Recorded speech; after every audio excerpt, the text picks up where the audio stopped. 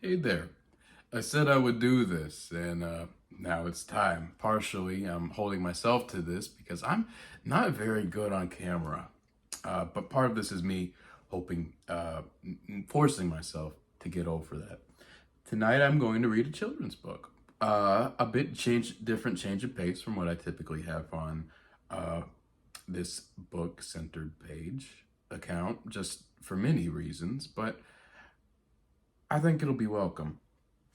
Anyways, tonight's book is The Blue Jackal by Shobha Vishwanath and illustrated by Dilip Joshi.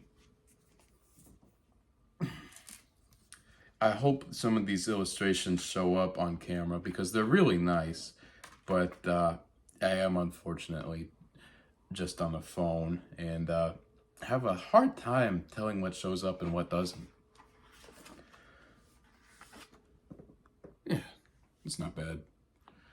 Juno the Jackal lived deep in the jungle with his cousins and aunts and one very old uncle. Whenever the moon shone out full and bright, the jackals and Juno howled all throughout the night. And let's see if we can't. Yeah, that's good. That's good. Yeah, really pretty. Juno was terribly puny and lean, and the bigger jackals were all really quite mean. They laughed at him cruelly for being so skinny, calling him names like Sissy and Ninny. And even though Juno would hunt with the pack, the jackals wouldn't give him so much as a snack. At feeding time, they would eat themselves sick, leaving poor hungry Juno just bare bones to lick. More of these illustrations.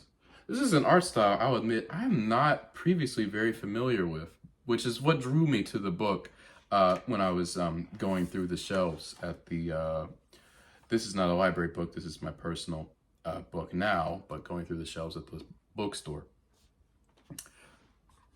When one day his hunger was too much to bear, he climbed up a hill to see what was there. From far above, Juno hungrily gazed at a small quiet town where a herd of cows grazed. Baby goats played and hens ran around. Roosters crowed boldly, pigs rolled on the ground.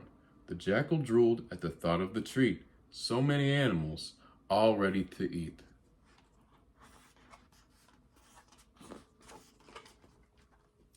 He waited until the sun had gone down. Then when all were asleep, he crept into town. He sniffed out the hens and snuck through the dark. But then through the night came the sound of a bark. I really like the blues here in this book. The contrast is really nice despite the limited color palette. The big village dogs were out on the prowl, and when they saw Juno, they snarled and growled. They charged at Juno from every side. The poor jackal panicked. Where could he hide? Now, bring that a bit closer for you.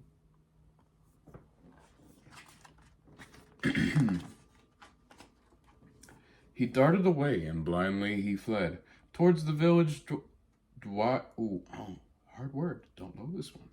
Dwyer's small darkened shed. He leapt through a window, sat rather high, falling splash in a big vat of indigo dye.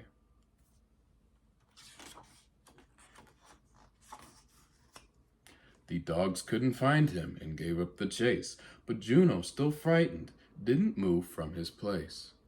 All through the night his fur soaked in the dye, turning him blue as an afternoon sky, hence the name of the book. Early next morning, when Juno slipped out, the people still slept and no dogs were about. He dashed away quickly into the woods, running as fast as his little legs could.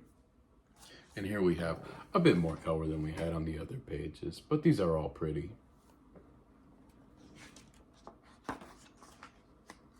Deep in the forest, Juno slowed down. His fur was now blue, it was no longer brown. The animals saw him and cowered in fear. What is this creature? Whispered the deer. He's blue as the ocean and bluer than me, the proud peacock cried from top the tree. So royal a blue can mean only one thing. This beautiful creature must be our king.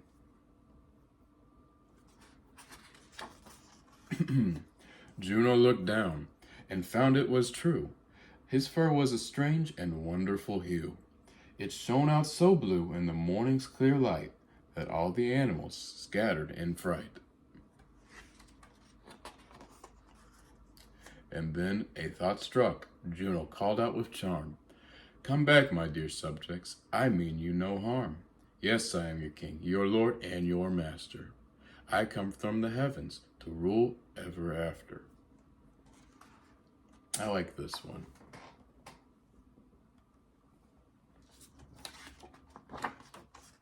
The animals came back and bowed to their king. "Your majesty, ask us to do anything." "Drive out the jackal," said Juno. "Away, inside this forest, no jackal must stay." When the jackals were banished, Juno laid back. His new subjects brought him a meal, then a snack.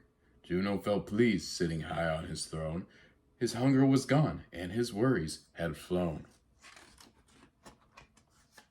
Many such days did pass in delight until a full moon rose up one night.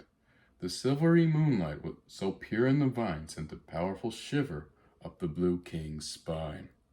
And what was this sound that Juno could hear? This faraway song that still felt so near? His family was howling away at the moon. Forgetting his act, Juno joined in the tune. Another really nice illustration there, taking up both pages.